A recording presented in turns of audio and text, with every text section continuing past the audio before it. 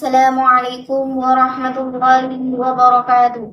Alhamdulillahi rabbil alamin. Wassalatu wassalamu ala asrafil anbiya'i wal mursalin wa ala alihi wa sahbihi ajma'in amma ba'du. Yang saya hormati kepada Bapak Puspoko Pancoratno selaku dosen pengampu mata kuliah manajemen perkantoran dan kearsipan dan teman-teman sekalian yang berbahagia.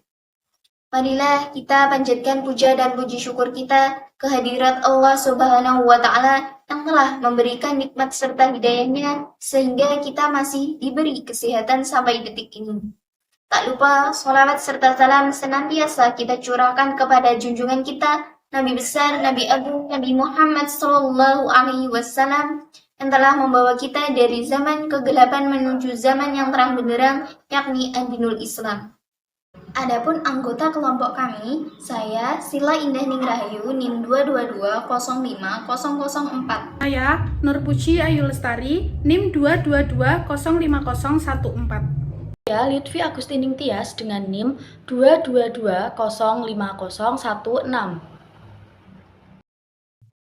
Langsung saja pada materi yang pertama, yaitu tentang hakikat pekerjaan kantor. Pekerjaan kantor seringkali disebut dengan istilah office work atau clerical work. Dalam artian luas, pekerjaan kantor adalah rangkaian kegiatan untuk menghimpun, mencatat, mengolah, menggandakan, mengirim, dan menyimpan keterangan-keterangan yang diperlukan dalam organisasi. Contoh keterangan tersebut adalah surat menyurat atau dokumen. Kemudian yang selanjutnya yaitu ada peranan, itu menyediakan keterangan-keterangan bagi pucuk pimpinan organisasi agar dapat membuat keputusan yang tepat serta melancarkan kehidupan dan perkembangan organisasi dalam keseluruhan. Kemudian yang selanjutnya yaitu ada ciri-ciri. Ciri-cirinya yaitu bersifat pelayanan yang artinya dilakukan di terselenggaranya suatu kegiatan pokok yang lain serta berkaitan dengan seluruh unsur organisasi dan dilakukan oleh semua pihak di dalam organisasi. Kemudian yang selanjutnya yaitu ada contoh dan macamnya, seperti yang telah dikatakan oleh George Terry pada tahun 1996, bahwasanya contoh dari pekerjaan kantor itu ada 7. Yang pertama itu mengetik, menghitung, memeriksa, menyimpan arsip, menelpon, mengerjakan, dan mengirim surat. Selanjutnya yaitu ada fungsi perencanaan perkantoran. Perencanaan secara garis besar dapat diartikan sebagai proses mendefinisikan tujuan organisasi, membuat strategi untuk mencapai tujuan, dan mengembangkan rencana aktivitas kerja organisasi. Pada dasarnya, yang dimaksud perencanaan adalah memberi jawaban atas pertanyaan-pertanyaan yang mengandung unsur 5W1H, yakni what, who, when, where, why, dan how. Fungsi perencanaan dalam manajemen perkantoran adalah suatu fungsi yang digunakan dalam menentukan segala bentuk perlakuan untuk mencapai semua tujuan yang diinginkan. Dalam fungsi perencanaan ini, seorang manajer wajib memikirkan apa saja pekerjaan yang dikerjakan dengan berbagai sumber daya yang telah mereka miliki. Adapun macam dari fungsi perencanaan perkantoran ini sendiri, yaitu yang pertama, rencana formal. Rencana formal adalah rencana tertulis yang harus dilaksanakan suatu organisasi dalam jangka waktu tertentu. Kemudian yang selanjutnya yaitu ada rencana informal, yakni rencana yang tidak tertulis dan bukan merupakan tujuan bersama anggota suatu organisasi. Adapun contoh fungsi perencanaan dalam kantor, yang pertama yaitu perencanaan strategis yang memuat tentang pengembangan visi dan misi perusahaan, menetapkan tujuan jangka panjang, menganalisis kekuatan, kelemahan, peluang dan ancaman, atau yang biasa disebut dengan analisis SWOT, serta merumuskan strategi untuk mencapai tujuan tersebut. Kemudian contoh yang kedua yaitu ada perencanaan prosedur yang memuat tentang penyusunan dan mengatur langkah-langkah kerja yang terstruktur untuk memastikan operasional berjalan lancar dan konsisten seperti standar operasional prosedur atau SOP, pelatihan karyawan, dan tata ruang kantor. Selanjutnya yaitu fungsi staffing dalam kantor. Staffing adalah proses pengelolaan personel dalam suatu organisasi yang meliputi tahapan perekrutan, pengembangan, hingga upaya untuk memastikan bahwa Setiap anggota tim memberikan kontribusi maksimal bagi kesuksesan lembaga perkantoran. Staffing merupakan fungsi penting dalam manajemen perkantoran karena berkaitan dengan pengorganisasian, tetapi kegiatannya lebih kompleks dan terdiri dari serangkaian aktivitas dalam penyusunan staf yang sistematis. Adapun langkah-langkah dalam staffing yaitu yang pertama, perencanaan kebutuhan sumber daya manusia bagi lembaga perkantoran. Yang kedua, perekrutan tenaga kerja untuk mengisi jabatan pada lembaga kantor. Dan yang ketiga yaitu pengenalan dan orientasi pegawai baru dengan tugasnya dan lingkungan kerja dalam lembaga kantor. Dan yang keempat yaitu menempatkan posisi pada posisi yang sesuai dan pelatihan dan juga pengembangan pegawai. Dan yang kelima yaitu pemeliharaan pegawai melalui kesehatan dan juga keselamatan kerja. Dan yang terakhir yaitu penilaian prestasi kerja pegawai, pemberian balas jasa, dan pengembangan karir. Selanjutnya yaitu fungsi staffing dalam manajemen perkantoran. Yang pertama, memberikan kontribusi dalam menciptakan keselarasan antara pegawai, pekerjaan, dan tanggung jawab mereka.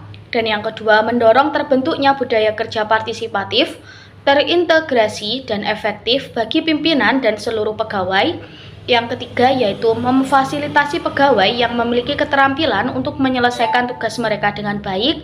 Dan yang terakhir yaitu meningkatkan motivasi pegawai secara optimal agar memiliki kemampuan yang bermanfaat dan efektif bagi keberhasilan organisasi. Contoh dari fungsi staffing sendiri dalam suatu kantor yaitu ketika suatu kantor yang bisa dinamakan dengan PT XYZ ingin mengelola dan mengatur kebutuhan sumber daya manusia di dalam kantornya, maka yang harus dilakukan yaitu sesuai dengan tahapan-tahapan dari fungsi staffing sendiri. Yang pertama yaitu merencanakan dan menganalisis kebutuhan sumber daya manusia yang sesuai dengan lembaga perkantoran tadi. Dan yang kedua yaitu rekrutmen. Fungsi staffing di PT XYZ ini bertugas untuk mencari dan merekrut pegawai yang sesuai dengan kebutuhan perusahaan. Dan yang ketiga yaitu penyeleksian.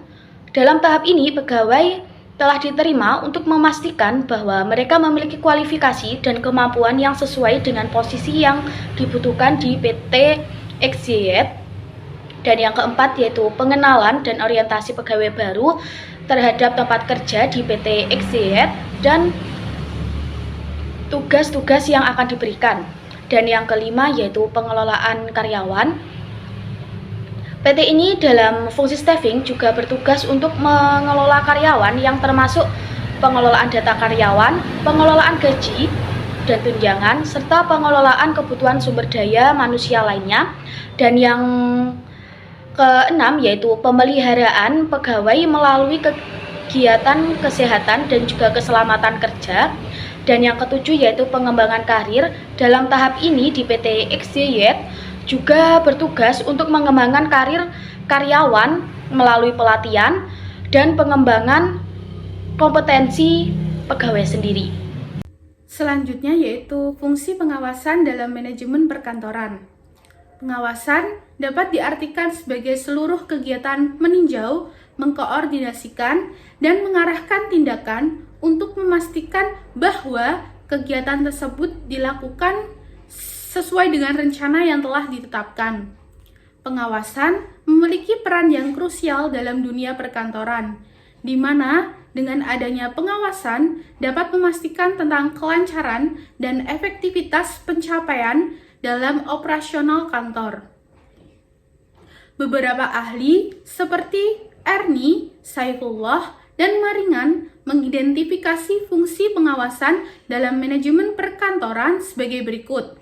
Yang pertama, pengawasan berfungsi sebagai evaluasi target dan pencapaian, di mana pengawasan berfungsi untuk mengevaluasi apakah target dan pencapaian yang telah dilakukan oleh perusahaan sesuai dengan yang diharapkan. Melalui pengawasan diharapkan dapat mengidentifikasi kekuatan dan kelemahan dalam proses kerja serta melakukan penyesuaian yang diperlukan untuk mencapai hasil yang diinginkan.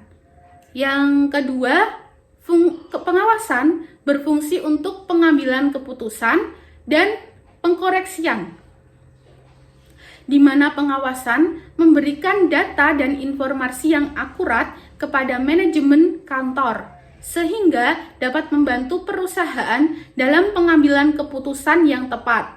Selain itu, pengawasan memberikan manajemen kantor untuk melakukan koreksi terhadap penyimpangan yang terjadi, baik dalam aspek operasional, keuangan, maupun sumber daya manusia. Fungsi pengawasan yang ketiga adalah meningkatkan rasa tanggung jawab karyawan. Pengawasan yang efektif dapat meningkatkan rasa tanggung jawab karyawan terhadap tugas yang telah diberikan oleh perusahaan. Dengan adanya pengawasan, karyawan akan lebih termotivasi untuk bekerja dengan baik dan memenuhi standar yang telah ditetapkan, karena mereka menyadari bahwa kinerja mereka telah dipantau dan dievaluasi. Fungsi yang keempat yaitu mendidik level manajemen. Pengawasan juga berfungsi untuk mendidik level manajemen agar mereka menjalankan tugas sesuai dengan prosedur yang telah ditetapkan. Melalui proses pengawasan, manajemen dapat belajar dan memahami pentingnya mengikuti prosedur serta mengembangkan keterampilan mereka dalam mengelola dan memimpin tim dengan lebih efektif. Dan yang terakhir, fungsi pengawasan adalah mencegah terjadinya penyimpangan ataupun kelalaian. Salah satu fungsi utama pengawasan adalah mencegah adanya penyimpangan, penyelewengan, dan kelalaian yang bisa merugikan perusahaan. Dengan pengawasan yang ketat, perusahaan dapat mendeteksi potensi masalah sejak dini dan mengambil langkah-langkah pencegahan untuk menghindari kerugian yang mungkin timbul. Maka dari itu, dengan mengembangkan fungsi pengawasan secara menyeluruh, perusahaan dapat memastikan bahwa semua aspek tujuan operasional berjalan dengan rencana, serta dapat meningkatkan efisiensi dan efektivitas yang telah ditetapkan. Selanjutnya ada contoh pengawasan dalam perkantoran.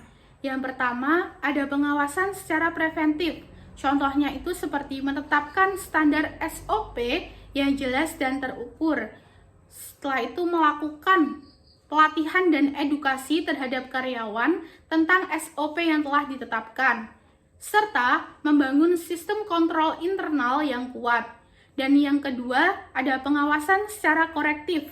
Contohnya itu seperti melakukan monitoring dan evaluasi terhadap kinerja karyawan, mengidentifikasi potensi masalah dan hambatan dalam proses kerja secara berkala, serta melakukan tindakan korektif untuk mengatasi masalah dan hambatan tersebut.